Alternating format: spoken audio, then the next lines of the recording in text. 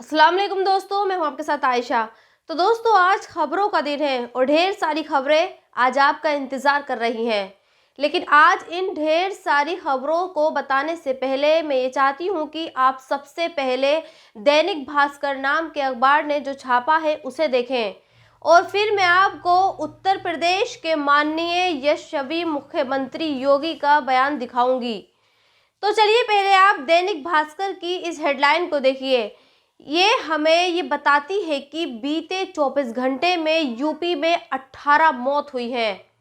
अब जरा ये योगी का बयान भी सुनिए कि कानून प्रत्येक नागरिक को सुरक्षा प्रदान करेगा, लेकिन राह चलती हुई किसी बेटी के साथ अगर किसी ने छेड़छाड़ करके उसकी सुरक्षा में सेंध लगाने का कार्य करे किया तो अगले चौराहे पर उस ओहदे का इंतजार यमराज कर रहा होगा। तो सुना दोस्तों आपने, योगी जी का ये बयान थोड़ा पुराना है, लेकिन आज इसे दिखाने का मकसद दरअसल आपको फ्लैशबैक में लेकर आज की हकीकत दिखाना है। और मैं ये चाहती हूँ कि आज आप लोग ये देखें कि योगी जी जिस यमराज की बात करते हैं वो एक खास धर्म के लिए या तो सो जाता है या फिर उसे फालिश मार जाती है, क्योंकि योगी जी का ये यमराज कानपुर के सुरेश का कुछ नहीं बिगाड़ पाया, जिसने अपनी गर्लफ्रेंड पर अपने पहले कुल्हाड़ी से हमला किया और फिर उसके बाद सुरेश अपनी गर्लफ्रेंड को तब तक चाकुओं से गोदता रहा तब तक उसकी जान न निकल गई। लेकिन योगी जी का यमराज सुरेश तक नहीं पहुंच सका। अब आपको यूपी के ही उन्नाव लेकर चलते हैं, क्योंकि योगी जी का यमराज यहाँ भी नहीं पहुंच पाया और शायद इसलिए एक स्कूल का हेडमास्टर स्कूल की 18 लड़कियों के साथ छेड़छाड़ करता रहा। यूपी के उन्नाव में एक कंपोजिट नाम का एक विद्यालय है, जहां एक हेडमास्टर राजेश कुमार है। नाम याद रखिएगा, राजेश कुमार।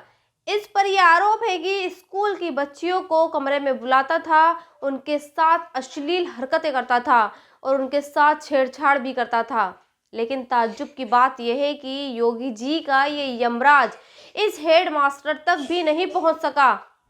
खैर, जब बच्चियों ने हेडमास्टर से तंग आकर शिकायत की, तब जाकर पुलिस ने अब इस मामले में एफआईआर दर्ज कर ली। लेकिन यहाँ सवाल एफआईआर का नहीं बल्कि योगी जी के यमराज का है, क्योंकि योगी जी ने कहा था कि यूपी में लड़कियों को छेड़ने वाले शोहदे ये समझ लें कि अगले चौराहे पर यमराज उनका इंतजार कर रहा है और इसमें कोई गलत नहीं है।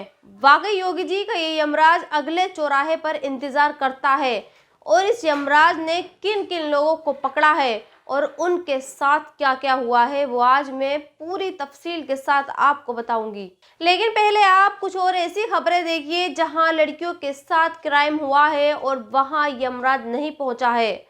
यूपी के मेरठ का ये वीडियो कई दिनों से वायरल हो रहा है। इस वीडियो में एक शख्स दूसरे शख्स के ऊपर पेशाब कर रहा है। खबर यह है कि मेरठ में कोई इलाका जागृति विहार है, जहां 7 लड़कों ने अपने ही एक दोस्त को पहले मारा पीटा और फिर उसके ऊपर पेशाब किया। 7 में से 4 लड़कों के नाम बाहर भी आ चुके हैं। पुलिस के मुताबिक अभि शर्मा, आशीष, मलिक, राजन और मोहित उन 7 लड़कों में शामिल थे, जिन्होंने अपने ही एक दोस्त की पहले पिटाई की फिर उसके ऊपर पेशाब किया।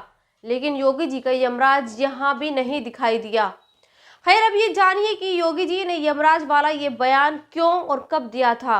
दरअसल 2 महीने पहले यूपी के अंबेडकर नगर में कुछ मंचलों ने एक साइकिल पर जाती लड़की का दुपट्टा खींच लिया था, जिसके बाद उस लड़की की मौत हो गई थी। इस घटना के चंद घंटों बाद ये तस्वीर सामने आई, जिसमें यूपी की पुलिस 2 युवकों को कंधे पर डालकर अस्पताल ले जाती हुई दिखती है। इसके बाद योगी जी का ये बयान आता है कि यूपी में जो मंचले लड़कियों को छेड़ते हैं वो ये समझ लें कि अगले चौराहे पर उनका इंतजार पुलिस कर रही है। यकीनन अंबेडकर नगर में साइकिल से जो जा रही लड़की के साथ जब उर्दू नाम वालों ने छेड़छाड़ की तो योगी की पुलिस ने उनका एनकाउंटर कर दिया और वाकई उनके घर पर यमराज को पहुंचा दिया। लेकिन 17 सितंबर को हुई इस घटना के बाद यूपी में इतनी सारी वारदातें लड़कियों के खिलाफ हुई हैं, लेकिन आज तक इस तरह की तस्वीरें हमें दिखाई नहीं दी। खैर, आगे बढ़ते हैं और बात करते हैं प्रधानमंत्री नरेंद्र मोदी की। आज सुबह नरेंद्र मोदी त्रिपुरा के एक मंदिर में जाते हैं, वहां से उनकी कुछ तस्वीरें सामने आती हैं। लेकिन अब लोग मोदी जी के साथ इस तस्वीर को भी शेयर कर रहे हैं और ये कह रहे हैं कि इस देश में ये हो क्या रहा है। क्या मोदी जी का जरूरत से ज्यादा मंदिरों में जाना अंधविश्वास को बढ़ावा दे रहा है? क्योंकि इसी अंधविश्वास के चक्कर में आकर लोग अब इस तरह के काम कर रहे हैं। इसके अलावा उत्तरकाशी की ये तस्वीर भी काफी वायरल हो रही है। हम सभी जानते हैं कि उत्तरकाशी की एक टनल में करीब पिछले 15 दिन से 41 मजदूर फंसे हैं, जिन्हें अब तक निकाला नहीं जा सकता है। लिहाजा लोग ये कह रहे हैं कि उत्तरकाशी में भी दरअसल ढोंग चल रहा है और इस पर सोशल मीडिया पर दो सवाल उठाए जा रहे हैं। पहला सवाल तो यह है कि लोग अब ये पूछ रहे हैं कि जो देश चांद पर पहुंच चुका है, वो देश इतना लाचार कैसे है कि वो एक सुरंग में फंसे लोगों को नहीं निकाल पा रहा है। उसे विदेशों से सुरंग को काटने और मलबा हटाने वाली मशीनें बुलानी पड़ी रही हैं। और दूसरा सवाल इस मंदिर पर भी उठाया जा रहा है जो सुरंग के पास बनाया गया है। लोग ये कह रहे हैं कि मजदूरों को निकालने की बजाय अधिकारी और वहां के लोग सबसे पहले रोजाना जाकर मंदिर के सामने माथा टेकते हैं। सोचिए, अगर मंदिर में माथा टेकने भर से सुरंग के अंदर फंसे मजदूरों को निकाला जा सकता था, तो फिर पिछले 15 दिनों में अलग अलग देशों में एक्सपर्ट और मशीनें मंगवाने की क्या जरूरत थी। और हाँ, इस बात को लेकर एक सवाल मेरे जहन में भी है। सवाल यह है कि आखिर इस टनल के आगे हिंदुस्तान इतना मजबूर क्यों है? हमारा देश ऊंची ऊंची पहाड़ियों पर ट्रेनों के चलाने का इंतजाम कर चुका है। हमारे देश के इंजीनियर जम्मू में इतनी सारी सुरंगों में रेल की पटरियां बना चुके हैं, तो फिर वो उत्तरकाशी में इतने लाचार क्यों हैं? खैर, देखना यह है कि क्या इस टनल से मजदूर वापस आएंगे या फिर इन 41 मजदूरों की कुर्बानी देश के विकास के काम में आएगी। क्योंकि एक बहुत बड़े चैनल ने, एक बहुत बड़े एंकर ने ये कहा था कि जब देश का विकास होता है तो विकास कुछ कुर्बानियां मांगता है। हो सकता है कि देश और देश की टनल 41 मजदूरों की कुर्बानी मांग रही हो। खैर, आगे बढ़ते हैं और बात करते हैं मोहम्मद शमी की, जो दो वजह से चर्चाओं में है। पहली वजह तो यह है कि कल मोहम्मद शमी ने अमित शाह से मुलाकात की है और इस मुलाकात की जानकारी खुद शमी ने अपने इंस्टाग्राम पर दी।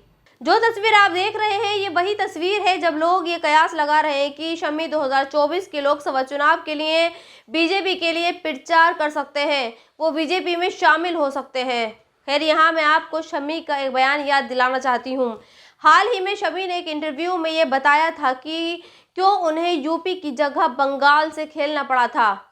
इस इंटरव्यू में शमी ने यह बताया था कि जब उनको यूपी के सेलेक्टर्स बार बार रिजेक्ट कर रहे थे, तब उन्होंने बंगाल के लिए खेलने का फैसला किया था।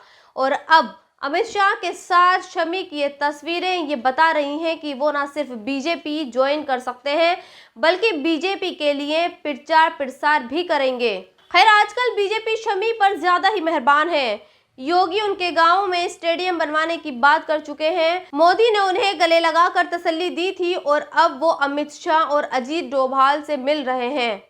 और सबसे आखिर में आपको नीदरलैंड्स के नए प्रधानमंत्री को भी सुनना चाहिए, क्योंकि नीदरलैंड्स के ये नए प्रधानमंत्री गोदी मीडिया के सबसे बड़े चहेते बने हुए हैं। और मुझे पूरा भरोसा है कि आज शाम को प्राइम टाइम में गोदी मीडिया के कुछ गोदी एंकर्स को आप इनकी तारीफें करते हुए ज़रूर देखेंगे, क्योंकि उन्होंने प्रधानमंत्री बनते ही ऐसा बयान दिया जो इन्हें गोदी मीडिया का फेवरेट बनाता है।